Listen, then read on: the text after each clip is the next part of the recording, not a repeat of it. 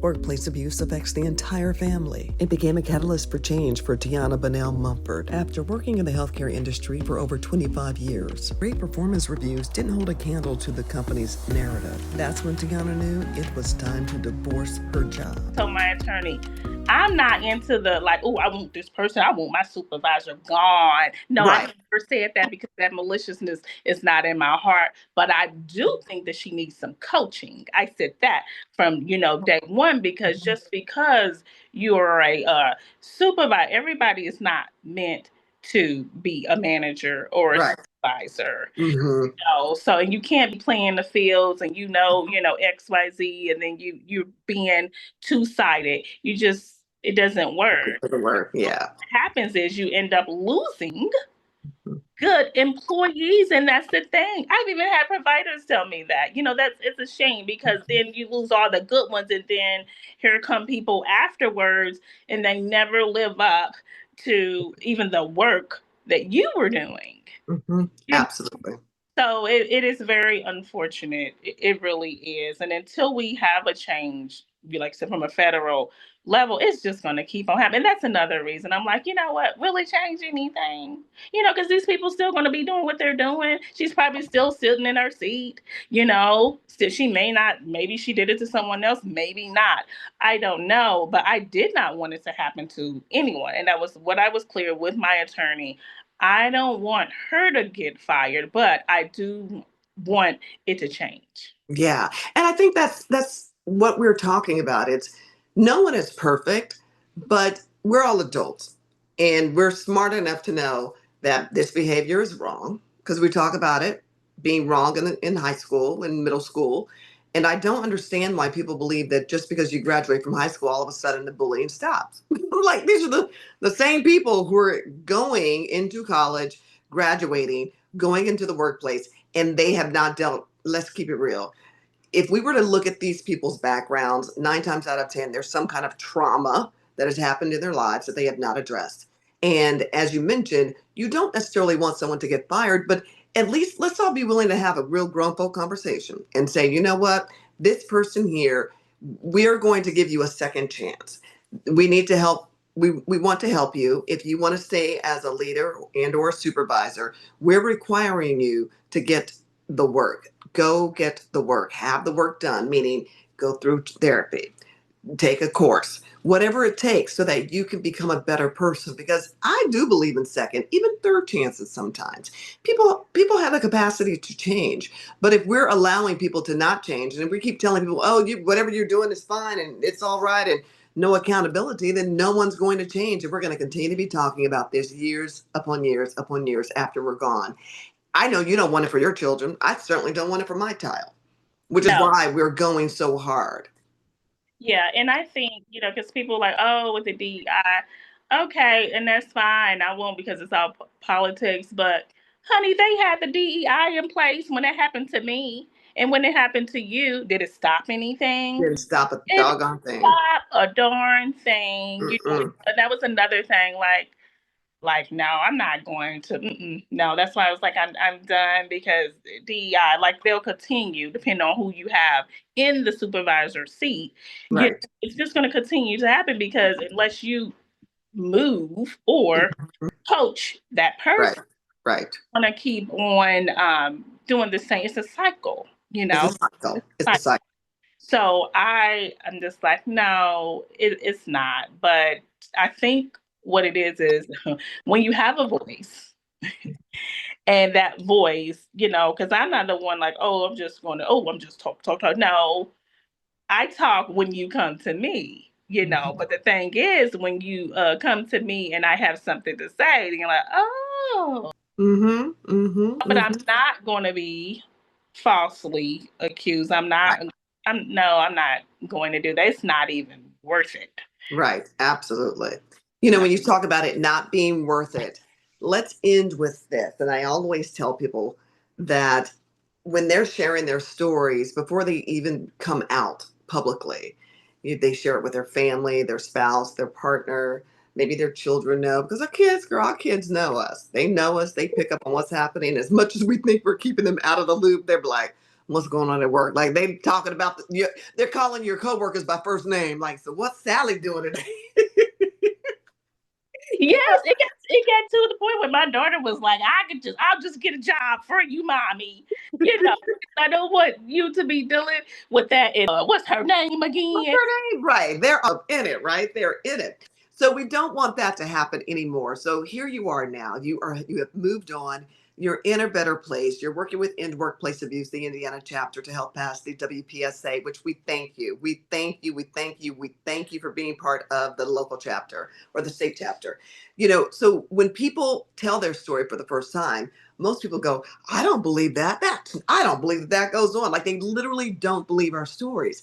And yet I think to myself, why would we make something up like this? Because of all that we get, the backlash, the financial toll, the emotional and physical toll and pain. Nobody wants this. We would not ask for this. We don't seek it out. So the stories are the real deal. It's not a narrative. It's not a story. It's not a Shonda Rhimes made up storybook or a TV show. This is the real deal. This is going on. And when you know that 50 million plus people are dealing with this in this country alone, then it's happening across the board, all backgrounds, races, cultures. Nobody is immune. Workplace abuse does not discriminate. But now that you're on the other side, I tell people all the time that, your story matters. Your story, what happened to you, your experience matters. And it's important for us to tell the story so that we can normalize this, if you will, so that we can find a solution and normalize the solution and make sure that the bullying hopefully is eliminated or at least preventable, if not totally eliminated. So the question is, how do you in this space now that you're on the other side, thankfully and prayerfully, God bless you. So happy that because your smile is amazing. I could tell, girl, you're like, I'm living my life. I'm doing what I love to do. How do you now thrive in life? How do you embrace the freedom that you have now so that you choose better, you choose wiser moving forward in all aspects of life, not just in terms of a job, but just in life in general. You know, I take one day at a time, and it definitely is because I have stepped into in another realm of working. Even though I work for myself, I had the flexibility to pick. Yeah. So I am working at a faculty level position, Mhm. and you have some type of healing because one, you can't look at everybody the same as what those people did to you, right? Because Right. not. So you have to have some type of healing in order to even step in another realm of getting another position. Mhm. Because otherwise you wouldn't be ready. And it's a scary thing. Yeah, Yeah. because Yeah. man, I was just with these people and you looking around the corner and Mhm. like, when they gonna start acting a fool, Right. but everybody is not like them, Mhm. So all I can do moving forward, just the same, I shine my light over there for 23 and a half years. Oof. So that, they tried to dim it. That's basically what it was. That light was tried to dim. But Oof. God said another way. So I'm going to take this very light and I'm going to take it somewhere else. Mm. That for myself and in this faculty position, and I'm going to go where my light is wanted. Yes. Shine, girl. Keep shining. Keep shining. I love you. I am so grateful. One of the best things that probably, not one of the best, it is literally like top three best things that has happened as a result of this experience. I have met some of the most incredible people across this nation and in the state of Indiana because of this experience. I met you, and I just count you as one of those, like a sister, girlfriend, like prayer warrior, and I'm just so, oh, I'm so full. I'm so full. And girl, don't make me cry. Girl, And don't make me cry. I remember our first conversation when you reached out to me and you're like, okay, this is what's going on. And I didn't know you from Adam. I didn't know you from Eve. But I was clear that if someone ever called me and wants help, what do you want? What do you need to know? Because I don't want anyone else to go through this. So I just want to give kudos to you because I know your story from the beginning. I've seen you grow. I am so eternally grateful that I was able to help you in any form or fashion, and you're helping other people. How you continue, like it's like a tree. There's a foundation and it just continues to grow. How we're all helping each other get to the other side so that we can thrive. Because thriving, God meant for all of us to thrive in life, not Yeah. for us to be in dire straits in the workplace. That is not what he has for our lives, for no one. And I'm just so grateful to say that I can call you friend. So grateful. And I want to say thank you so much from the bottom and the top of my heart, Andrea.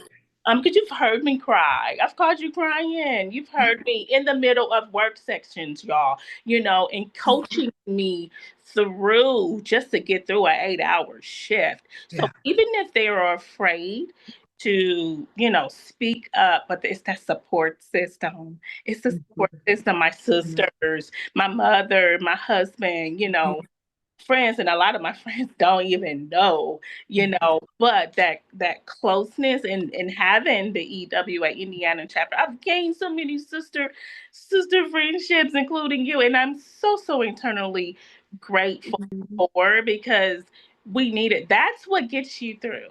That's what gets you through. So even if they're afraid to say anything, at least plan your own strategy, get with your support group, find you one. Heck, you come on over to us. Okay. Yeah, come on over to us and like help us, because it is a playbook, and I'm telling you, if you don't have that support, if you don't have and even if you do, it's helpful. Okay, it's helpful to have that support. The village. It's the village. It's the village. It is the village. I'm so happy to be part of the village with you. Yes, thank you so much for even embracing me, and thank you for listening to me, because it takes a lot, and I know it takes a lot for people to reach out and start talking.